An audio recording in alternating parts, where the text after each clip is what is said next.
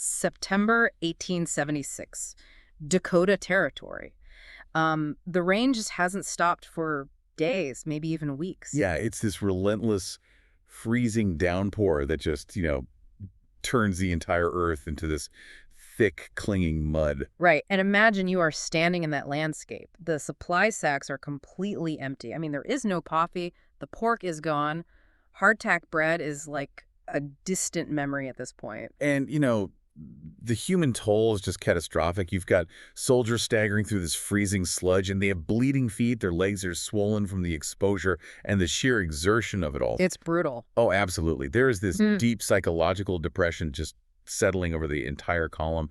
But the most jarring image, the one that tells you exactly how desperate the situation has actually become, is what's happening to the animals. Right, the cavalry mounts, because these are animals that are already pushed way past their limits. They're weakened by an absolute lack of proper forage. Yeah, they're literally collapsing beneath their saddles, completely spent. And when they drop in the mud, they aren't just left behind. They are butchered. They're cut apart and cooked by the very men who rode them, just to keep those soldiers alive for one more day. It really forces a profound question. I mean, how does a massive United States Army column, which was sent out with the specific mission of avenging the most famous defeat in the American West, end up eating the very animals it needs to survive? And that is exactly what we are unpacking today on this deep dive. We are doing a Crazy Horse Chronicles deep dive where, the mission is always to follow the artifacts and the documented facts over military orthodoxy. Right, we're really stripping away those romanticized myths of the frontier cavalry today. Exactly. And we are doing that by looking impartially at the human suffering on all sides. We definitely aren't going to treat the killing of these horses as some sort of, dark comic relief. No, not at all. And we certainly aren't going to present this campaign as a morally uncomplicated act of retaliation. The Lakota and Cheyenne families out on those plains were not merely targets on a map, they were defending their homeland. Absolutely. So to understand how these soldiers ended up starving in the freezing mud, we really have to look at the massive shockwave that forced them out into the field in the first place. Yeah, because this wasn't a calculated, methodical deployment. This was a panicked reaction to a disaster that suddenly became a national demand. Right, and the timeline is super crucial here, because General Alfred Terry's force arrived at the Little Bighorn after the battle had ended. Exactly. They were the ones who had the incredibly grim task of burying the dead of Custer's 7th Cavalry. And just to be very clear, the soldiers who buried Custer's dead did not just instantly become the starving men eating their horses. Yeah, it wasn't a direct A to B line like that. This was a highly complex, multi-column operation. But the discovery of that shattered command changed the entire political and military landscape overnight. It really did. The news traveled down the Missouri River on the steamboat Far West, hit the telegraph wires, and just exploded across the East Coast. Yeah, and put yourself in the mindset of the summer of 1876. The United States is literally throwing itself a massive Centennial celebration. Oh, right, the Centennial. Yeah. There is this overwhelming, intoxicating sense of national destiny, of industrial invincibility. Exactly. And right in the middle of the fireworks, word arrives that the boy general and this elite cavalry unit have been completely wiped out. The public outrage was just deafening.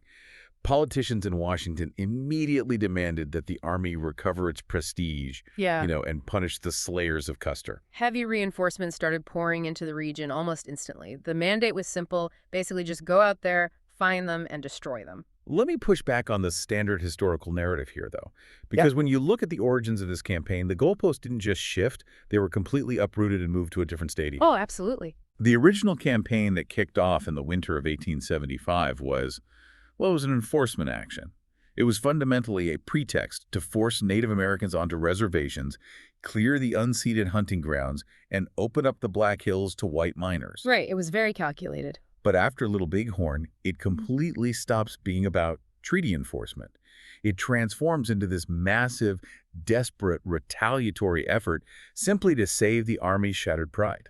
That is a vital distinction, and I think it really explains the chaos that followed, because the military was completely incapable of adapting to that shift. Yeah, they just weren't built for it. Right. 19th century military doctrine was built on massive, decisive engagements. When that public pressure forced the military to act hastily, The politicians essentially said, well, fix this and do it now. So they just threw bodies at the problem. Exactly. They threw thousands of extra troops at the problem without even considering the logistics. It's this dark historical irony, like by trying to solve the problem with sheer numbers, Washington was actually just creating a much larger starvation event. Because you can't just teleport a well-supplied army into the Dakota Territory. I mean, Washington had to rely on commanders already operating in the theater, which, points us directly to General George Crook. Yeah, and while the East Coast is losing its collective mind over Custer, Crook is out in the wilderness nursing his own wounds. He's driven by a deeply compromised agenda. He really was. General Crook commanded a completely separate force that had moved north from Wyoming. And to understand his mindset in August and September, when the starvation actually sets in, you have to look at what happened to him back in June, before Custer even fell. Right, let's talk about June 17th, 1876, 8 days before Little Bighorn. General Crook is moving his column north toward the Rosebud Creek, and he gets caught by a massive surprise. He is attacked by a unified force of about 1,500 Lakota and Cheyenne warriors, led by Crazy Horse. It was an incredibly intense battle. Oh, definitely. Crook's command was nearly overrun in the initial shock, saved largely by the fierce counterattack of his Crow and Shoshone scouts. Crook was fought to a total standstill. Which is crazy to think about for a seasoned commander like him. Yeah, he technically held the field at the end of the day, but his troops were just exhausted, ammunition was low, and he was carrying wounded men. He realized he could not push through, so he ordered a withdrawal back to his base camp at Goose Creek to recuperate. Let's look at the mechanics of what this meant for the Army's overall strategy, though. Because the original plan was supposed to be a coordinated convergence. Terry, Gibbon, and Crook closing in from different directions. Right, the whole vice grip idea. Exactly. I've heard it described in older histories as a vice grip. But honestly, a better analogy is that the Army was trying to swat a swarm of bees with a bank vault. That is actually a great way to put it. They were incredibly heavy, extremely dangerous if they landed on you, but totally blind and agonizingly slow. And at the Rosebud, one of the walls of that bank vault just stopped moving entirely. And the crazy part is, Crook's silence about it is what doomed the rest of the operation. That silence is the crucial failure here. Crook retreated to Goose Creek, but he totally failed to send messengers north to warn General Terry or Custer of his defeat. Which is just wild to me. Right. And more importantly, he didn't warn them about the massive, highly unified native force amassing in the region. Why didn't he? I mean, is it just 19th century communication limitations, or is there something more deeply rooted in the military culture of the time? It was really a toxic mix of both, but pride played a massive, massive role. Crook was considered one of the Army's premier Indian fighters. This loss rankled him deeply. Oh, I'm sure it bruised his ego. Something awful. Exactly. His failure knocked a third of the Army's forces out of the initial summer campaign. When he eventually learned about Custer's fate, the political ramifications of his own silence must have been terrifying. He had to know his absence contributed to the disaster. He absolutely knew, and that bruised ego fueled this intense, almost reckless drive to pursue the enemy during the rest of the summer. He needed a victory to wipe the stain of the Rosebud off his record, regardless of the cost to his own men. So driven by national outrage demanding vengeance and Crook's desperate need to salvage his reputation, the Army regroups. They pour in those reinforcements, leading to this unprecedented junction of forces. This is the Army Custer never knew was coming. Yeah, the scale of it is just huge. Right. On August 10th, 1876, the columns of General Terry and General Crook finally meet up on the Rosebud. You now have this massive combined force out in the field. And, on paper, it looks terrifying, thousands of well-armed soldiers, but doubling the troop size didn't solve their central problem. Not at all. Because of the terrible math of the planes, doubling the Army didn't double their speed, it just doubled the number of mouths to feed. We really need to spend some time unpacking the actual mechanics of that math because it is the fundamental reason this entire pursuit falls apart. Absolutely. The U.S. Army operated in heavy columns tied to incredibly cumbersome supply lines. A 19th century supply train isn't just, a few trucks. Right. We are talking hundreds of slow-moving wagons, massive herds of pack mules, and an astronomical daily requirement for grain. General Terry estimated his column alone needed roughly 12,000 pounds of grain a day. Wait, 12,000 pounds? just for one column. Yeah, exactly. And this is where the biological reality of the cavalry horse really comes into play. People assume a horse can just eat grass and be fine, right? But a cavalry horse is essentially a high-performance athlete. Right, they aren't just roaming wild. No, they're carrying a soldier, a heavy saddle, weapons, and 100 rounds of ammunition, often upwards of 250 pounds. To maintain the muscle mass and energy required to haul that weight across rough terrain, they need the caloric density of grain. Yeah, grass just won't cut it. Right. If they just eat prairie grass, especially wet, trampled, or burned prairie grass, their bodies literally start consuming their own muscle. Exactly. Wet grass ferments in their stomachs differently, providing very little usable energy. So you have this massive, heavy sledgehammer of an army, completely dependent on an immense, fragile umbilical cord of wagons that just sink up to their axles the moment it rains. And who are they trying to hit with this sledgehammer? The Lakota and Cheyenne communities. After their victory at the Little Bighorn, the large village had dispersed. Right, they didn't just wait around. And this wasn't like frantic scattering. This was a deliberate, highly sophisticated strategy of asymmetric warfare. They were mobile, they knew the terrain intimately, and they could choose exactly when not to engage.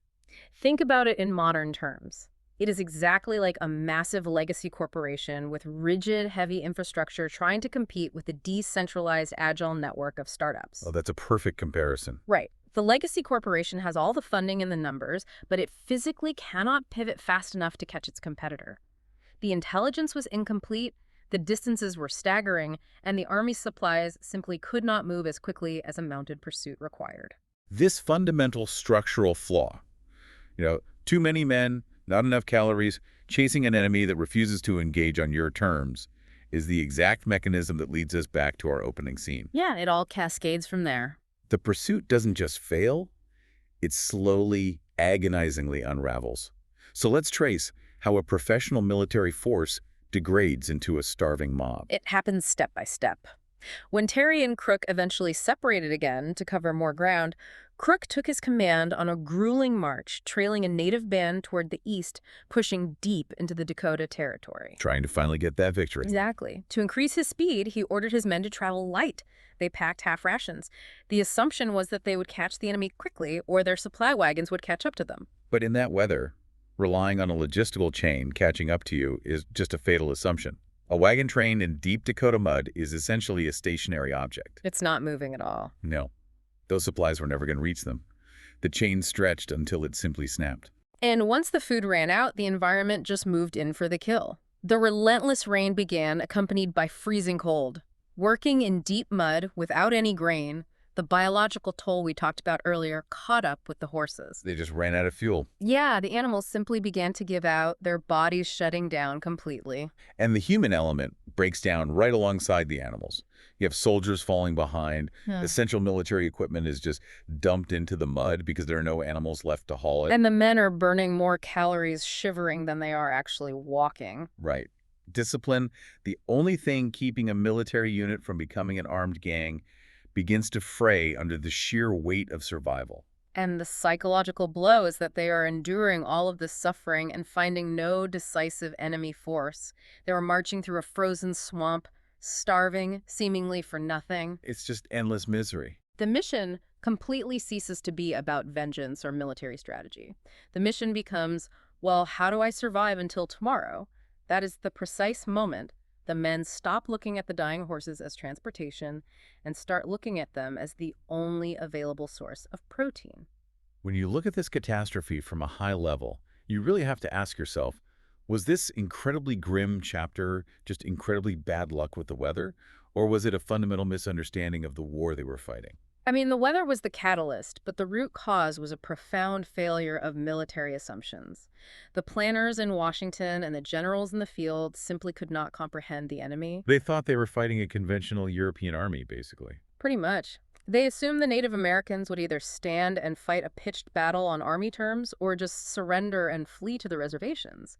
They couldn't compute this highly mobile, incredibly resilient defense of a homeland. And that arrogance has a price. Absolutely. That arrogance led to poor logistical planning, which the rain simply exposed for what it was. And desperation forces your hand. This sheer starvation drives Crook's command directly toward the events of September 9 at Slim Buttes. Captain Anson Mills is leading an advanced detachment, basically just looking for anything to eat, and they stumble upon a mini-Kanju village led by American horse. And it's really critical to frame this correctly. They didn't attack that village for some grand strategic victory or to avenge Custer. They attacked it because they were desperate for groceries. Wow. Literally raiding for food. Yeah, they needed the dried meat and the winter supplies stored in those tippies. The troops swarmed the village and later fought off a counterattack by Crazy Horse, who rushed to the scene to help. It's a brutal reality. The Lakota and Cheyenne families in those villages were just trying to prepare for the coming winter. They were defending their homes, while the United States military, driven to the brink of starvation by its own logistical failures, was essentially raiding them for survival. Yeah, exactly. And this grinder just kept turning, chewing up both the soldiers and the native populations straight into the freezing winter of 1876 and 1877. That is exactly why understanding the Horsemeat March is so crucial. It completely shatters the romanticized 19th century paintings of the glorious cavalry charging with sabers drawn and flags snapping in the wind. Oh, for sure. It strips away all that myth and leaves you with the brutal, grinding mechanics of warfare on the plains. It forces you to confront the reality that the campaign following Little Bighorn wasn't won by battlefield brilliance.